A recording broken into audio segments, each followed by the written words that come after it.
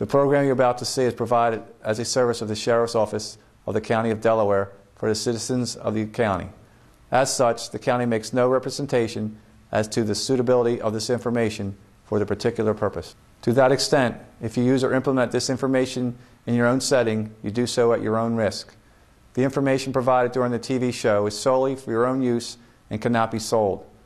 In no event will the County of Delaware be liable for any damage, whether direct, consequential, incidental, or its use, or the inability to use the information provided by the TV program.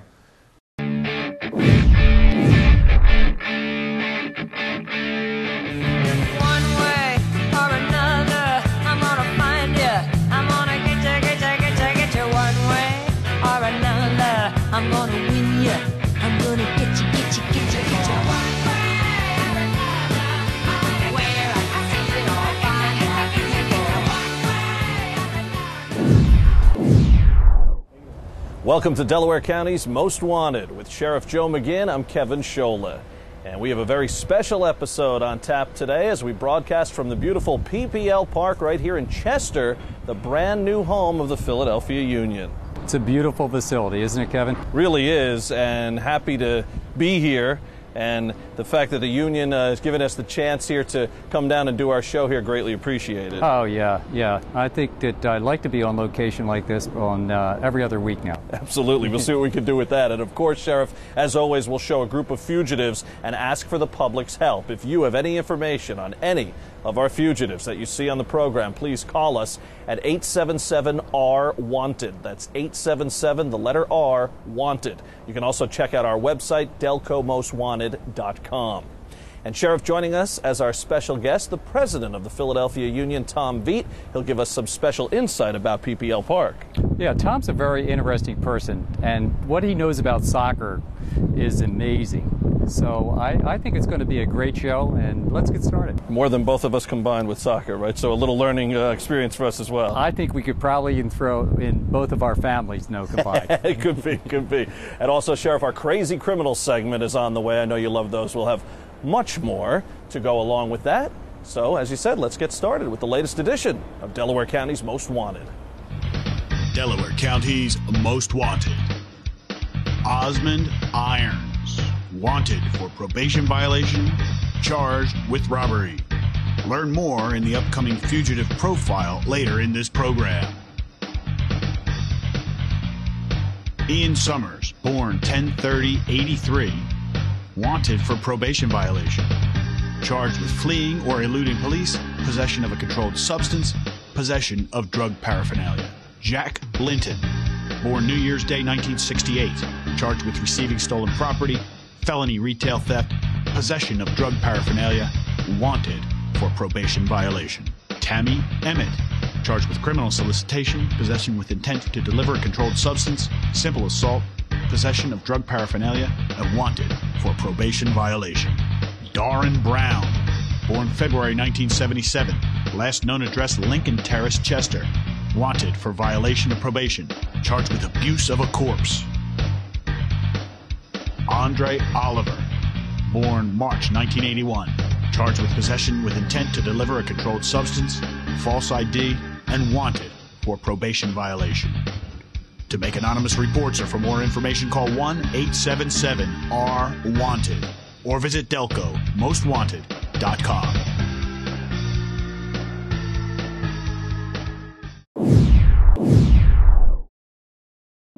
Over 57,000 members tell us we offer the best products, rates, and services in the communities we serve. We are recognized by local businesses for giving back to the community for almost 40 years. And we were recognized nationally as Federal Credit Union of the Year.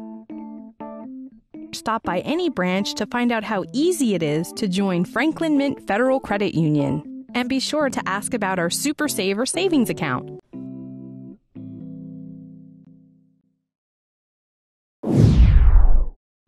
Hi, and welcome to the Sheriff's Corner. Today, our special guest is Tom Veit, president of the Philadelphia Union. And Tom, thank you for hosting us here at PPL Park.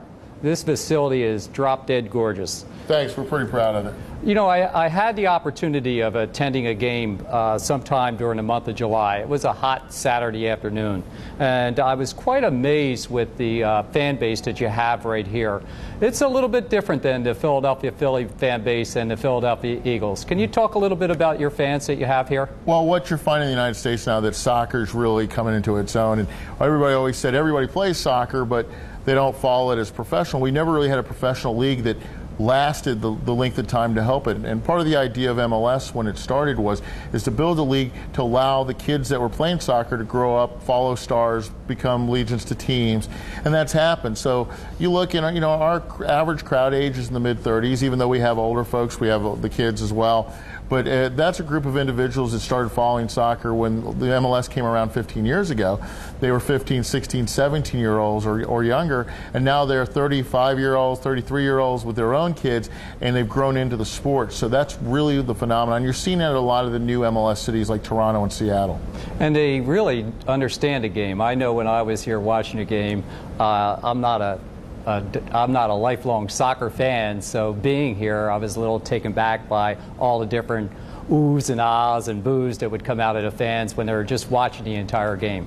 Well, they're very knowledgeable, and that's what we've learned as the sport has grown. In the beginning, it was about putting on an event and getting people to come, and we really have got into being authentic soccer, being what the sport really is. And in the early days when we were playing in NFL stadiums and things of that nature, it was hard for fans to come and see what soccer was really about.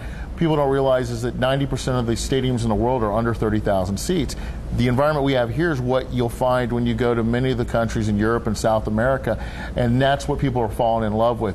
People are growing with the sport, but now they come here and you come for the first time, and it's probably completely different than you thought you were going to see, and then we got you, and you're coming back. Absolutely, absolutely, and it seems as though every seat is the perfect seat in the stadium. Yeah, we did a lot of work on design, and it is, the building's a great building, and the environment, soccer is a sport where the fans are part of the show. We don't have cheerleaders, there's not marching bands, there's not rock music playing. When you come to a game, you see the players and you hear the fans and the singing and the chants, and it's a sport that you're really involved in. It's very passionate, and you get drawn into it, and you're part of it. You certainly are. Tom, as the Sheriff of Delaware County, I have to ask you about public safety. Now, soccer is known for some of the games having hooligans that show up at the game. Well, how's your track record been here at this stage? Well, the hooligan issue is really something. It was really English. I'm a little bit European, and it was more prevalent in the 80s and 90s, and there was just some bad people. That's changed a bit, but in the United States, and really most of the places in the world, soccer's a passion sport. That's just, you don't come to a soccer game to sit on your hands. You get, like I said, you get involved with it.